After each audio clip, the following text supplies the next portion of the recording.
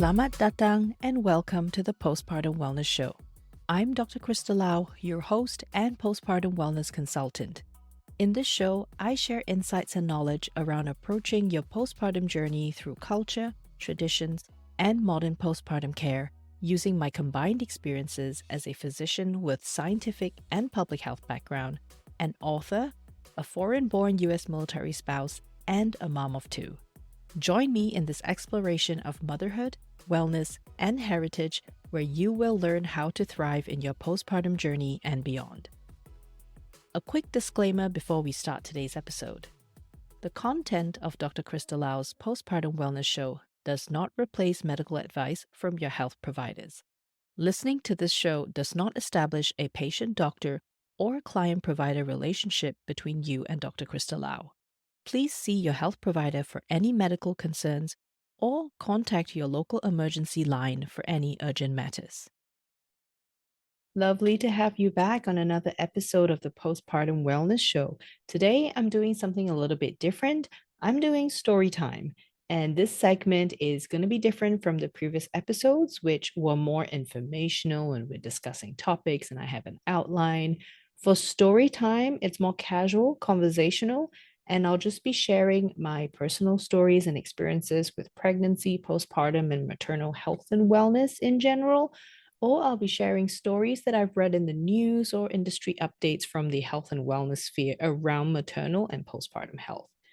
So for today, I'm going to share with you my health journey from pregnancy up until now. I am 2 years postpartum after having my second kid. So in total, I don't think I've actually really, fully been out of postpartum before jumping into the next kid because my kids are only about 2 years apart. So yeah, kind of went from one kid to the other. But then again, that was part of our family planning because we wanted our kids to be closer in age because my husband and I were quite far apart in age from our siblings. So I'm going to start off chronologically, starting off with the first device that I procured at the end of my first pregnancy. It is a blood pressure machine. So something pretty standard in a sense that you can get these over the counter in pharmacies or other medical device places. The crappy part about this is, well, having to have a blood pressure device at home for me to monitor my blood pressure at this young age of 35.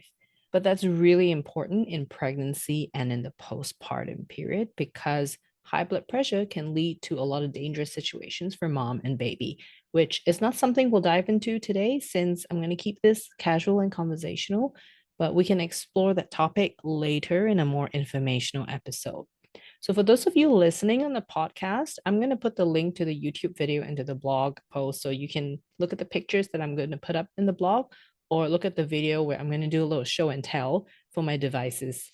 All right. So for those listening, I'm now holding up my blood pressure machine. For those who can watch this on YouTube, very simple. It's a battery operated device. It's got a start stop button and other buttons that help you look through your other blood pressure measurements. Very simple, easy to use, and it's connected to the arm cuffs.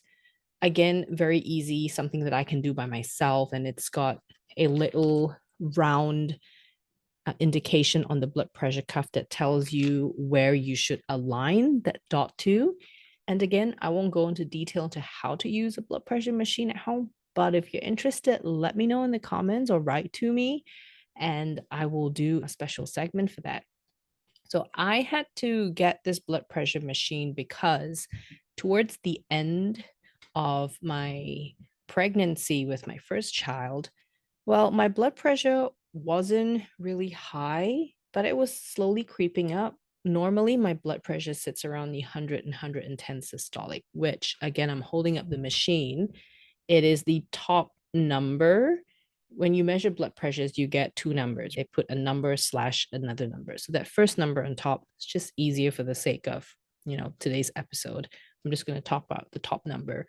I normally sit at 100, 110, which is considered normal under the current guidelines, but it was kind of creeping up to like 130, which is still all right at the time. But after I gave birth to my first child, immediately my blood pressure started climbing. It went up to 150, 160, and it didn't come down. It was kind of hovering there, fluctuating up and down, up and down. And of course, that got my OBGYN concerned because 150, 160 fluctuating around that range was not great. And for those of you who may have heard of the term preeclampsia or eclampsia, which is a condition in pregnancy related to high blood pressure, that condition can happen in postpartum as well. So, of course, there were concerns that if my doctor didn't bring my blood pressure down, then I was at risk of developing postpartum eclampsia. So, I had to leave hospital and immediately go to a pharmacy. I had my first baby in the States. So we just went to, I think we got this from Walmart actually. Went there, got a machine, and I had to take my blood pressure a few times a day following the instructions of my OBGYN.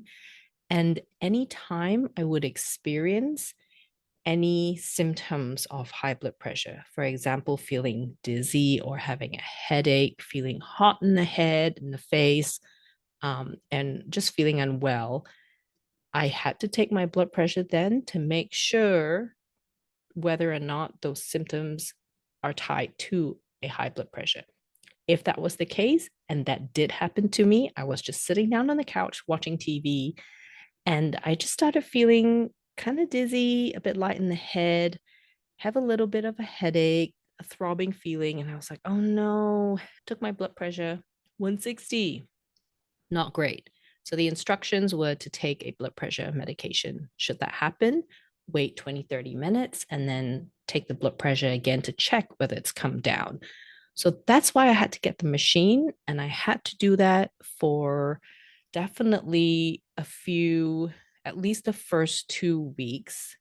And if things didn't settle with the medication or I felt infinitely worse, which means if I had any eyesight issues or my legs started blowing up and swelling more than it already was, then I had to go to hospital immediately for an emergency checkup. But thankfully, things settled. And so up till now, I still have the machine because with my second pregnancy, given that I had experienced hypertension related to pregnancy in my first round, I had to make sure that things were going well the second time around. So it was great to have this at home and was also useful in my second postpartum experience here in Germany, just in case when I was feeling unwell or dizzy and all those symptoms, then I had something on hand to check and make sure everything was all right. So that's the first device that I collected during this pregnancy journey or this journey in becoming a mom. Um, and the second device I collected, well, was prescribed to me, was during my second pregnancy here in Germany.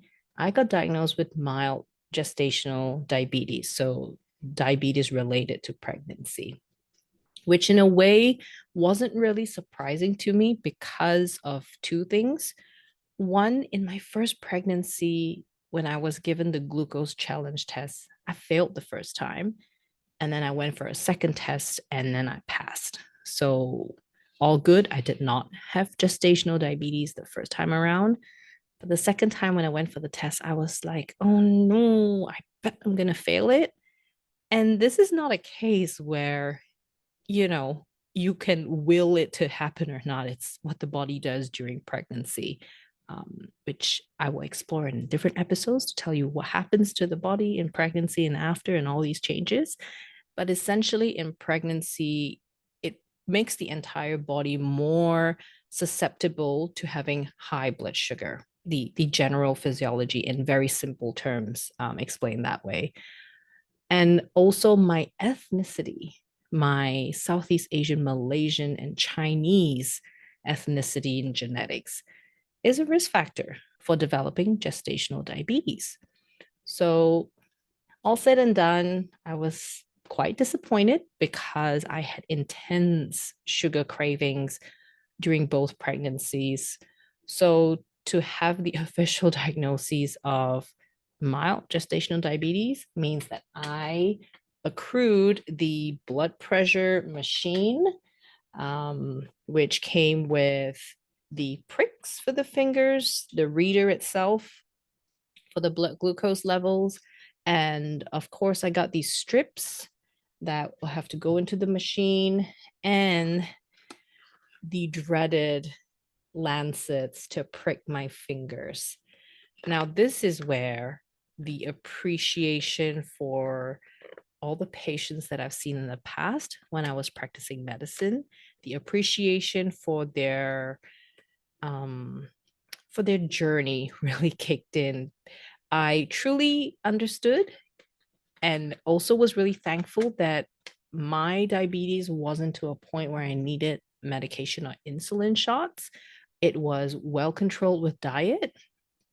So it really made me appreciate how difficult it is to keep up with pricking yourself every day, how much it actually hurts, although it's a very surface prick, but it's still a few times a day, every day, all the time, and logging things. I fully understood why it's so difficult to be consistent with monitoring and also how difficult it is to be consistent with the treatment. In my case, diet, but also unfortunately, because I did get gestational diabetes during the second pregnancy, it means that next time, if we do want to have another child and I do get pregnant, it's something I absolutely have to watch out for.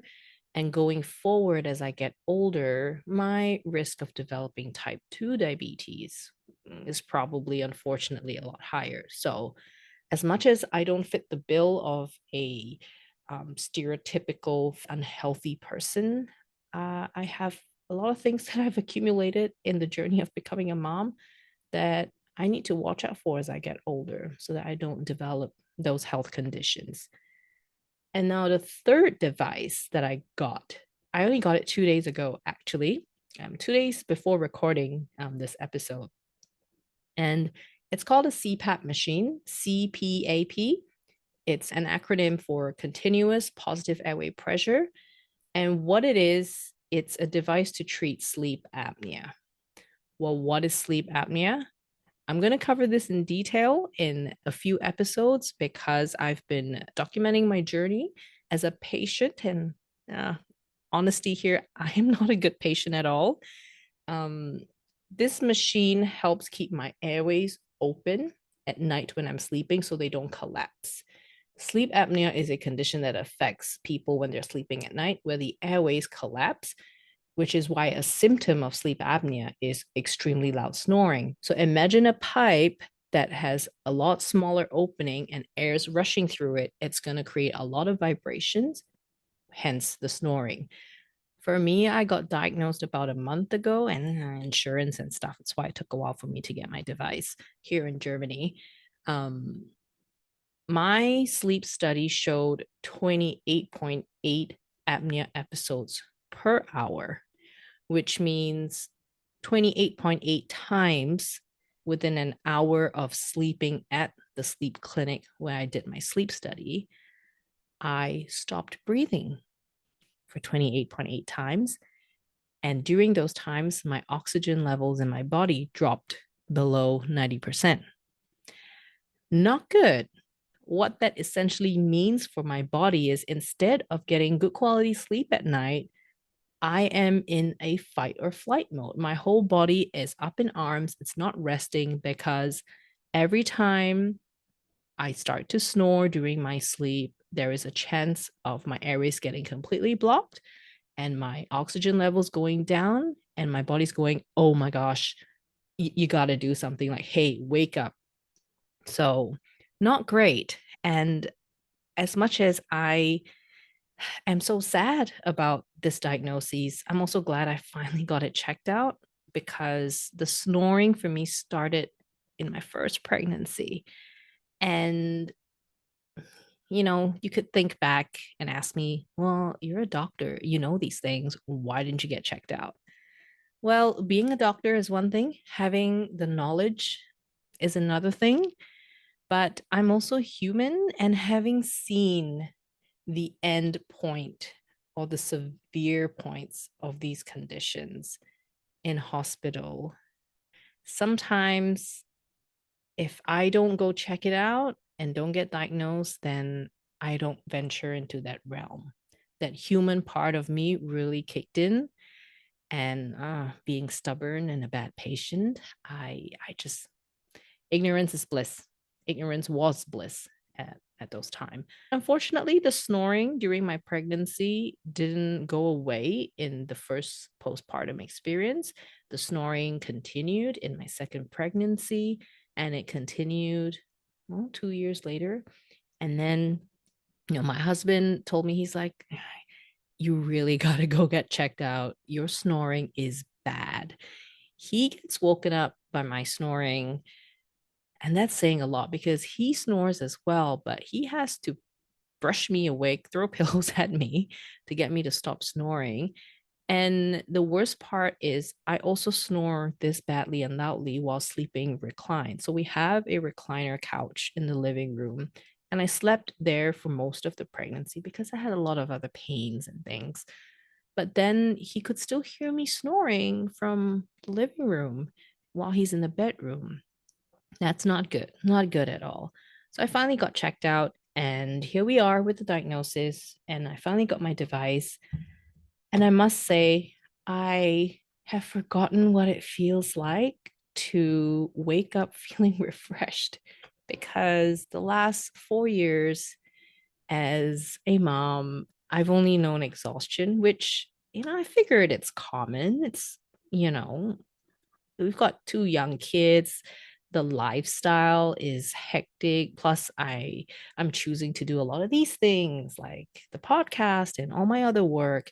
So I do sacrifice sleep in general, but there are symptoms where, even though with less sleep, I still shouldn't feel the level of exhaustion that I did, to a point where I was falling asleep and literally not being able to stay awake. Like I just had to sleep in the afternoon. But anyway, let me show you my device now. This is the mask. So for those of you who are listening on the podcast, I have a sleep apnea mask, which is it's a silicone structure. It goes around my head. And for those of you seeing this on YouTube, I'm not going to put it on, but the nose part just covers my nose only, which is so good compared to the machines I've seen, 10 years ago in the hospitals, where they're really cumbersome, huge, just something really stuck in your face and blowing pressure into your face. It's not fun. But wow, the devices today and the masks today are amazing. So my mask, the entire part around my head and face is made out of really soft silicone. So it feels really comfortable. And the machine itself is another advancement that I'm so impressed with, which really makes me excited to get treatment for this, because it actually doesn't really interfere with my sleep. And I still breastfeed my 2 year old, almost 2 year old. So when I tested the mask at the medical device clinic, I tried different positions and different masks to see which setup would allow my baby to be next to me, and the tubes out of the way. So again, the silicone parts are really soft. It only covers my nose, and the tubing that connects the machine to the mask, it attaches to the top of my head. So that's great. It doesn't get in the way whether I'm sleeping on my back, on the side, and it actually feels really comfortable. Now, the machine itself is so fancy nowadays. It's amazing. It's so tiny. So, for those of you listening, I'm showing this on YouTube now. It's got an SD card attached to it where it can collect all my sleep information remotely. But the actual machine itself is, I don't know, it's got its own Wi-Fi. Like I didn't even have to connect it to my home Wi-Fi. I don't know how they do it. But everything, all the data from each night will automatically be uploaded to the cloud system that I've given them access to these information, so that if anything goes wrong with the machine, they can troubleshoot it from their clinics, from their place. And if the doctor has got new prescription or new settings, I don't have to bring my device into his clinic. He just uploads the new settings, and there I go. I sound so excited because I've only done a short term in respiratory medicine where we deal with a lot of lung conditions and people with sleep apnea or chronic obstructive pulmonary disease who might need CPAP machine. And from what I remember a long time ago, those devices was still very cumbersome and the patients had to bring their device in to get it tuned up or have new settings put in. And it was just quite difficult for the patients to use the machine every night because it's just not comfortable. So I was really worried at first going into it, but so glad in a sense that I got diagnosed today in 2023 to be able to have access to such technology and advancements that the last 2 nights, the recorded sleep apnea episodes was one or less per hour. So from snoring so loudly and having an average of 28 apnea episodes per hour going down to one or nothing. I mean, I'm so happy. I'm so excited because I I don't know how much of my postpartum depression, I don't know how much of that was worsened or compounded by undiagnosed and untreated sleep apnea. I haven't felt great in the past few years. So, yeah, it'll be interesting to see where the full treatment takes me. And I'll be very excited to share with you the outcomes, share with you my results. I want to show you all the ups and downs and how low my oxygen dipped. And even, even I was like, oh no, this is horrible. I do feel bad. I feel like I should have gotten it checked out way, way before, but it's not the end of the journey. Like using this machine is just the beginning of my sleep apnea treatment. And the hope is to wean off the machine down the road so that I don't need it anymore. Well, of course, unless I get pregnant again and start getting snoring again, then I'll need to use the machine. I think that's enough for a 35-year-old who has been generally healthy before getting pregnant. I never really had many health issues, which is also something I definitely took for granted. Going through the pregnancies and both postpartum journeys and having these things come up in my health has definitely made me take a step back to appreciate how things were before. And it's definitely helping me stop taking things for granted going forward. So I hope this has been a fun one for you to hear something different. And for those of you watching, I hope you had fun looking at all the devices that I have. I would love to hear from you if this is something you've experienced. So please write to me. You can leave a comment on the YouTube video if you're watching this, or if you're listening to this on the podcast, please use the contact form. I'm going to put the link in the show notes and write to me. And yeah, if you want to learn more, let me know too. And I'll do separate episodes for each device, talk about each condition, and see where we go from here. Well, I had a lot of fun doing this kind of story time and show and tell. And I think I will keep up these story time segments from time to time. I think it'll break up the heaviness of information and discussions when I talk about more serious topics. And that's it for today's episode. Thank you and terima kasih for tuning in. Please leave a review on your favorite podcast platforms, or if you're watching this on YouTube, please leave a comment below the video. I appreciate you in helping me improve this show, and I will see you in the next episode.